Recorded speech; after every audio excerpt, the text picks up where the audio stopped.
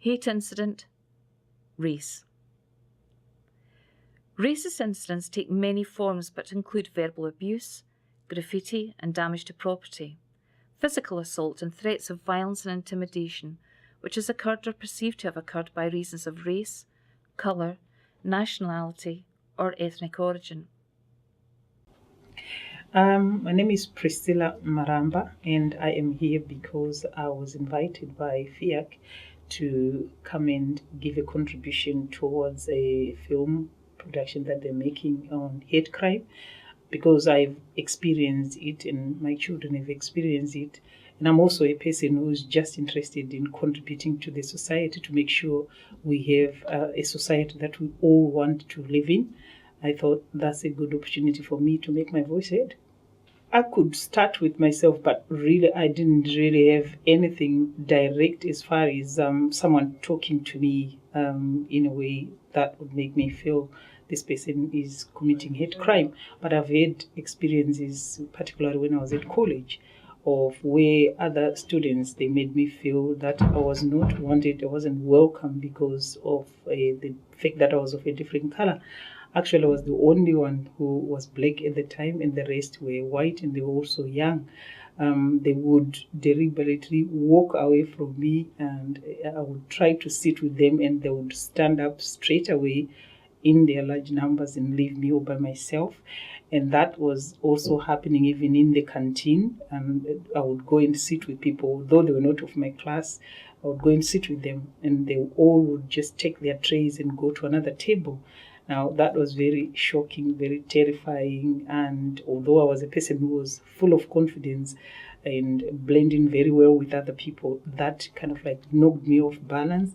And I felt low self-esteem and I lost my confidence. And there was actually a point where I felt, should I continue with my studies or should I just quit and leave? But then later on, I decided, no, that was playing about with my future. So I wasn't going to let that sort of behavior stop me from pursuing my goals. So I just continued with my studies. But the surprising thing is when the results of our assignments started coming back to us, they would come and ask me what mark I'd got. And when they realized that I was getting decent marks, they started wanting to talk to me. So yeah, I experienced that. It was a very lonely time, a very painful time, traumatizing, but you go through that. My children, when they came 2 years after, I then decided I wasn't going to let my children live in that area where I had experienced that the sort of behavior from other people. So I moved to another place where there were people of other nationalities. But surprising to me, my children actually experienced far worse than I experienced. But that time, the good thing was that I had started now volunteering in the Citizens Advice Bureau. So I was now equipped with training not to just put up with the racism, not to put up with any discrimination or harassment on the grounds of my race.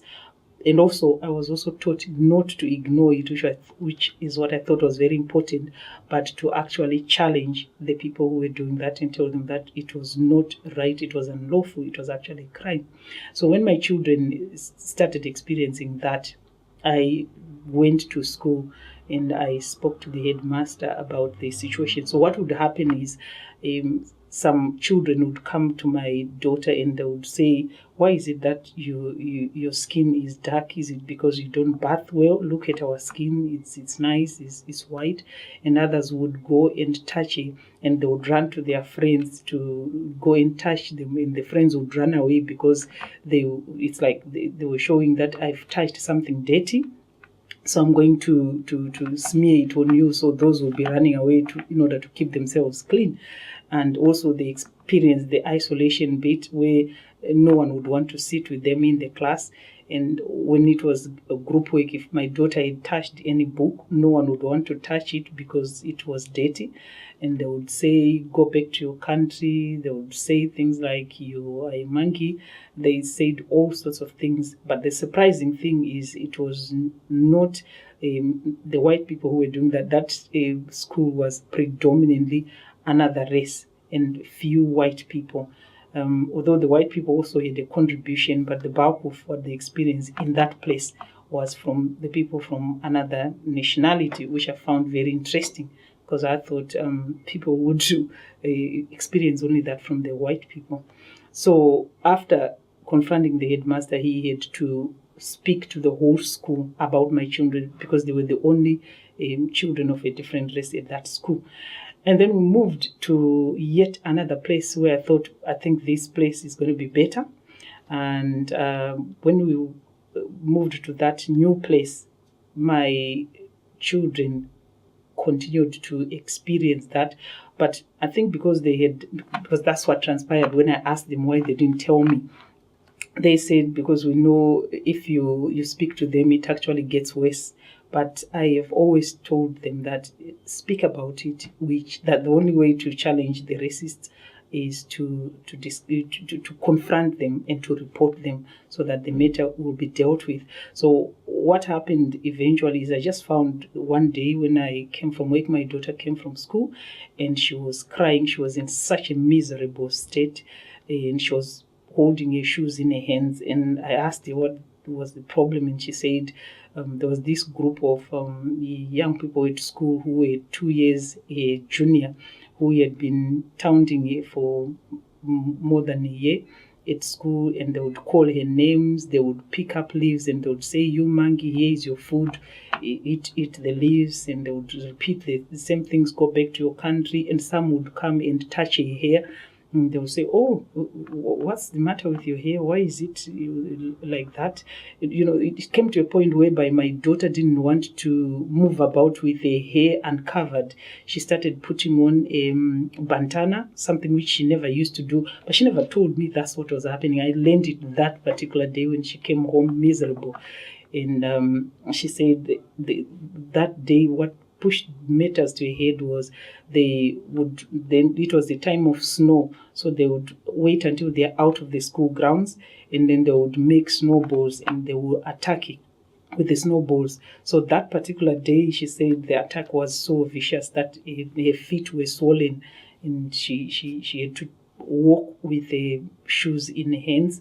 So that's when I said, I'm not putting up with this, and I just picked up the phone and I was raging and I spoke to the police, and I was so pleased that the police phoned back within a short time and we arranged a meeting which was suitable to my needs because I was going to work and I was starting work around 9:30, but they agreed to come earlier, so they came around 7:30 in the morning and we had an interview with my daughter. And then after that, they went to school, they spoke to the school.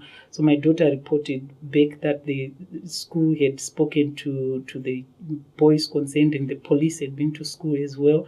And the boys stopped. Some of them actually went and apologized to her, but nothing of that sort ever happened to my daughter again. And she is doing brilliant at school. I've been called several times to pick up or to when she was being given awards, and I've really been very pleased with the way the whole thing is going, the support from the school, the support from the police. I'm just pleased with that.